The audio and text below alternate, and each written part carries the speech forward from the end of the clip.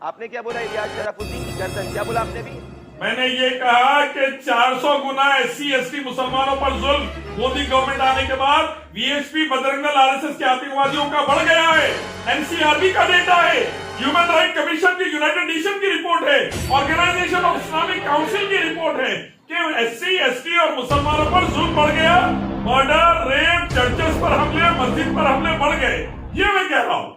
इलियास शराफुद्दीन जी, अगर ये मजाक उड़ा सकते हैं और इनको लगता है ये वोकिज्म कूल है, तो एक कॉमन जनमानस का भी अधिकार है कि वो अपना विरोध लोकतांत्रिक रूप से प्रकट करे।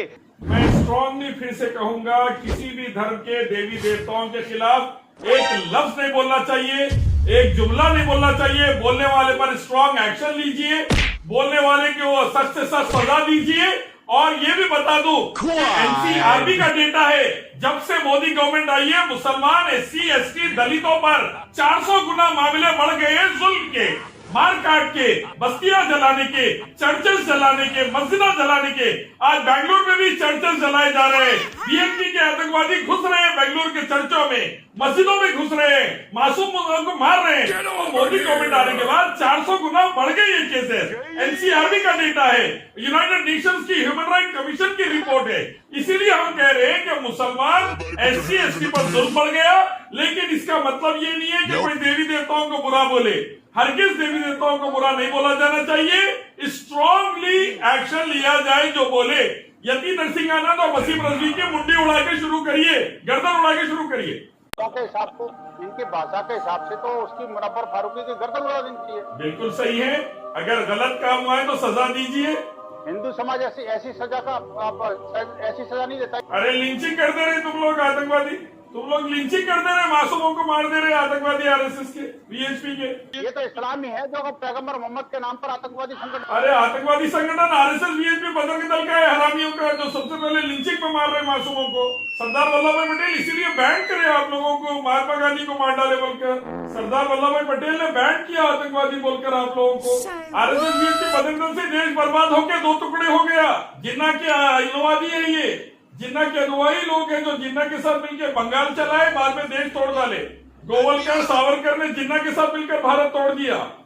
नहीं, ये जो शराफुद्दीन है, सरफुद्दीन है, या पूरे ये सांप है, मुझे समझ में नहीं आ रहा। सांप यानी तुम्हारे देवता है, मेरी पूजा मत करो। सांप बोले तो तुम्हारा देवता हो गया, मैं मेरी पूजा मत करो बोल रहा हूँ, अल्लाह की पूजा करो। ये तो एससी एसटी रिजर्वेशन मिला हुआ है, हिंदू धर्म के अंदर आते हैं एससी एसटी मुसलमान, ये नया नैरेटिव इनके अंदर से चालू कर दिया। देखो आरएसएस के आतंकवादी हिंदुओं को भी मार रहे हैं आजकल।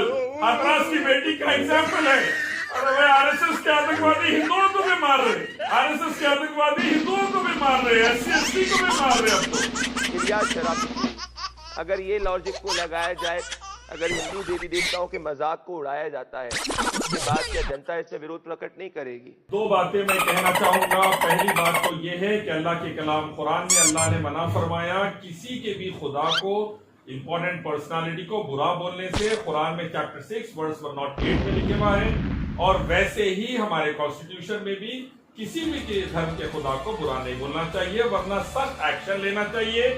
वसीम रजवी, यति नरसिंह आनंद आतंकवादी जैसे आतंकवादियों की मुंडी उड़ा देना चाहिए, सीधा नर्क पहुंचाना।